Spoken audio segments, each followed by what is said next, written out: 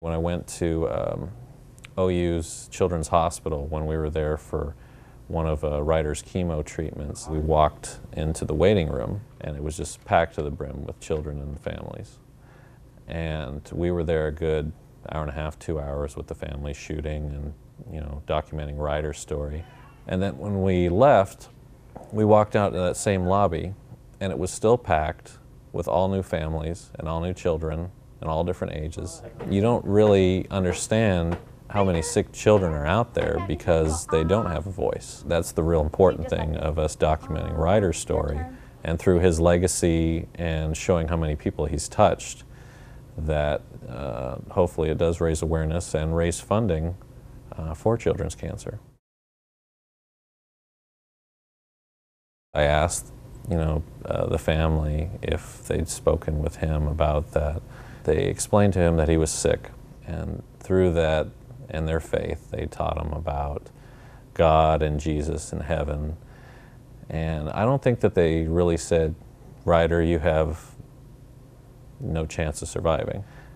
And I don't think they needed to, because I think with children, as much as we think that we have to explain every little thing, I think that they're a lot more observant than what we believe. And I think in his own way, from speaking to the family today, that he was saying goodbyes to people individually yesterday in his own way, even though it was his last hours. Ryder was blessed, and his family was blessed with thousands of people that were interested in helping out their family. And there's a lot of families out there that don't have that blessing. So I think through Ryder's story, the hope is that if another sick child in our area or a sick child anywhere is in need of help, that somebody will be a good Samaritan and help that family.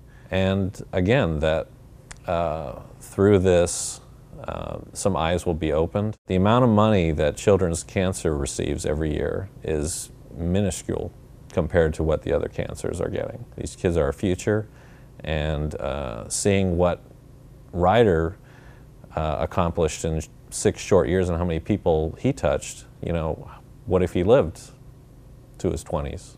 Who knows what type of things he could have done to help his community, or who knows?